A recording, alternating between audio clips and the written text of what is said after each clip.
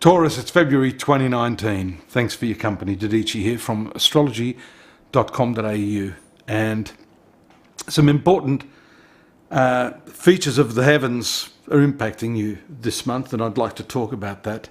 In particular, the February 5th new moon, which is very powerful in your 10th house in Aquarius, is all about accelerating your career achievements, changing that pathway that may be obstructing you now, if you dare, if you are prepared to make those appropriate changes. And we see that luck is on your side. Your ruling planet, Venus, takes a move into the 9th house of good fortune, into the sign of Virgo. Virgo is the triangular house, along with into Capricorn, which along with Virgo is the other trinal house. So the 9th house of the horoscope is very, very lucky. You need a little bit of luck there. You've had Saturn transiting that area for some time. That, I've mentioned in the past, has been having some impact on your belief systems. And so maybe you're starting to join the dots there in terms of how your success in life is directly connected to your belief system. What you believe in yourself is going to manifest and translate in the work that you do or the work that you don't do. If you're apprehensive, you're fearful. And that, I can tell you from my many years of experience with the sign of Taurus, is one of the big sticking points for them. This whole notion of change doesn't come easily. So at least here we see the new moon stimulating you to change and giving you the opportunity to make those really big shifts that you feel now are necessary, based upon, firstly, now the Sun and Mercury in the 10th house. That usually gives you an opportunity to make some change due to a promotional window of opportunity, introductions by people, a good note by your boss. So this can be within the work itself or outside. You may be looking to headhunting companies, career recruitment places. All of those sorts of things are reflected under this 10th house new moon. Under the surface, however, you've got this tension. You've got Mars and Uranus sitting there in your mysterious, hidden, secretive 12th house, indicating a lot of frustration, perhaps, just brewing. Mars is your marital planet. The 12th house is a house of loss or expense, secrets, as I said. So there may be something bothering you about your relationships now. Your partnerships. We have to have a look here at some of those other planets.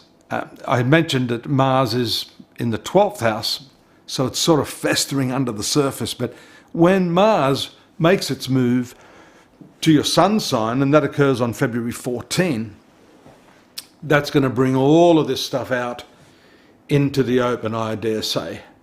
And that's going to give you the opportunity to address whatever grievances you have, or vice versa, if your partner's also feeling somewhat irritated by what's going on, then it's time to sit down and have a bit of a powwow over that. The flip side of the new moon that I mentioned is in your 10th house, is going to take place in your 5th house. So it's interesting that we're talking about relationships at this point, because around the 20th, when the full moon takes place, that will occur in your 5th house of love affairs and more amorous relationships, creativity, and having that Mars transiting through the sun sign of your horoscope in the second half of the month and into next month is going to really bring all of that out into the open. The moon for you is actually a planet regulating your courage. And so sometimes I've found with Taurus, they are a little bit reticent. Some of them, in fact quite a few of them, have a tendency to walk away from any sort of confrontation. They just like to keep the peace, and well, that's okay, but that's that Mars-Uranus festering under the surface. If you don't air your grievances and talk about what's going on, then that's going to remain there as part of a problem. So as uncomfortable as it is, you may be asked to come to the table to negotiate and clear the air as a result of that.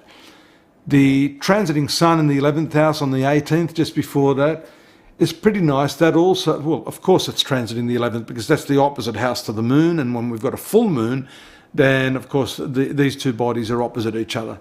But that's a good opportunity for you because the 11th house welcomes any planet there, and it's a zone of friendship and self-fulfillment.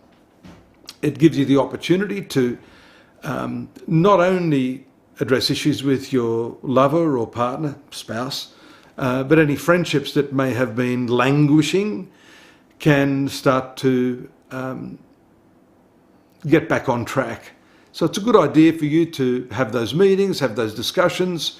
The 11th house is also profitable in terms of business. It's a fulfilling part of the year when the Sun, or any other planet for that matter, transits this area of your horoscope. So that's all very, very welcome news for you.